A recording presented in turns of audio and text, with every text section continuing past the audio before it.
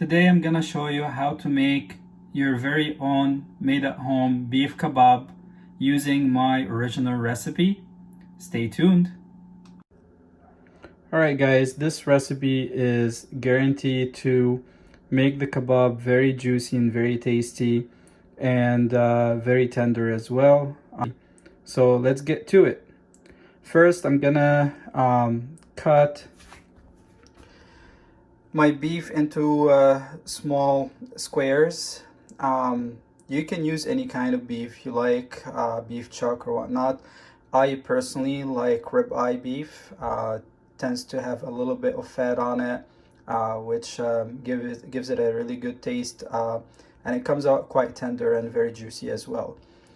For my vegetables, I'm gonna use one large onion, one bell pepper, one jalapeno pepper. If you don't like your food to be a little bit spicy, you can skip the jalapeno pepper. I'm using 3 mid-sized to small tomatoes and just half a lemon. For my spices, it's very simple. I'm using 1.5 tablespoon of table salt, just less than 1 spoon of crushed black pepper, and less than half tablespoon of crushed red pepper, and just about 1 tablespoon, maybe just a tad more than 1 tablespoon of the Montreal steak seasoning. And that's basically it. You mix them very well together, and we'll get right to it. Just a quick note in regards to the salt. It's okay to be conservative with the salt. So if you don't like your food to be too salty, or even if you like it a little bit salty, it's okay to put a little bit less than the required amount in the beginning and taste it, see how it's gonna taste like, because you can always add salt to it after it's cooked, but once you put before, there isn't a way to take that back. All right, let's get right to it. All right guys, so we're ready to go here. I have cut my onions into about mid-sized pieces like such. So is my bell pepper and my jalapeno pepper, just a little bit smaller pieces, and my tomatoes. And I am gonna add my spices that I have mixed already.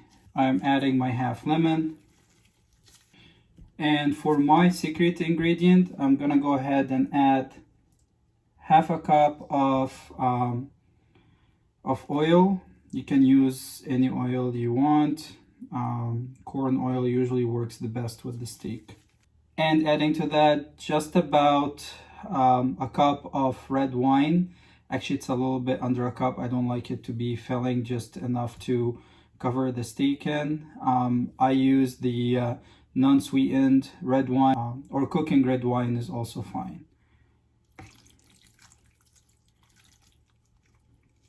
I'm gonna mix all that.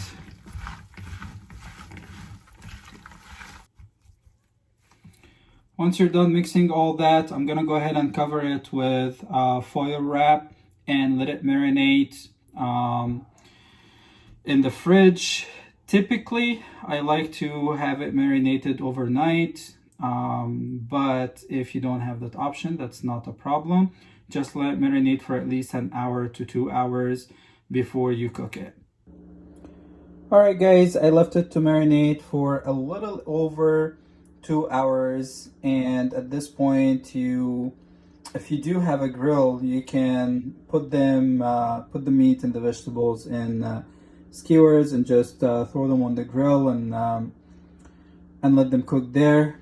If you don't have that option like myself, I'll go ahead and show you the second best way to do it that will bring it out to be just about the same results, and it will taste extremely good. All right, so the second best way to do it is using a pan, and all I did is put just a little bit of corn oil in there, just to cover the entire pan and kind of swirl it around. Not too much. We can add later if we need to, but typically the meat and the vegetables that are in there will have a lot of juices in them already. So we just need a little bit of oil and let the rest do its job. I turned on the heat on the pan, just medium heat, not too hot, and I'm leaving the oil just to get a little bit hotter in there, and then we'll add the meat and we'll go from there. All right, our oil is ready, so I'm gonna go ahead and drop in the meat with the vegetables and the juices and everything.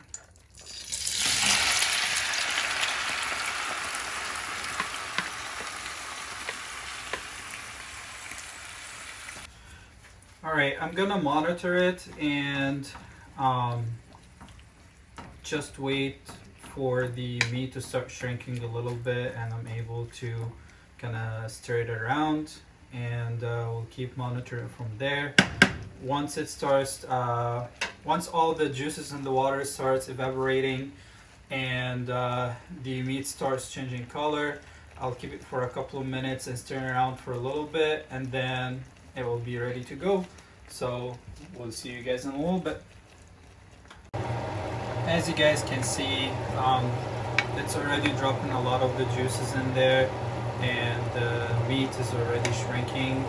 So this is looking pretty good. It will take, I would say, at least half an hour in the pan on the stove until it's well cooked. It can take a little bit longer, especially if you like your meat well done.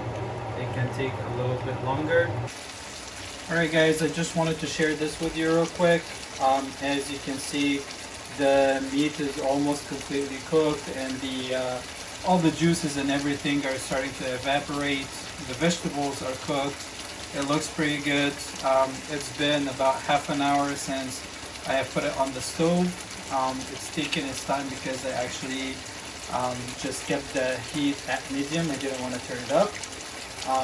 But just in a little bit, when all of the juice completely evaporates and it gets to the bottom of the pan, I like the meat to be well done myself, or at a minimum medium well.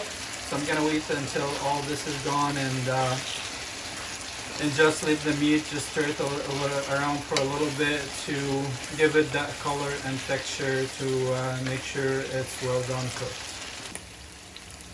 Alright guys, this is about medium well right here. You can serve it just like that if you would like to.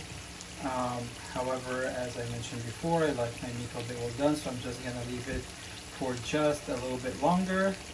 But that's pretty much it. It's juicy, it's tender, it smells amazing, and it's very, very delicious. Bon appetit! If you guys like this video, please give it a thumbs up and share it with your family and friends. And if you haven't done so already, please do subscribe to the channel so you can go and receive all the new and exciting recipes. Thank you guys. Have a wonderful day, and till next time.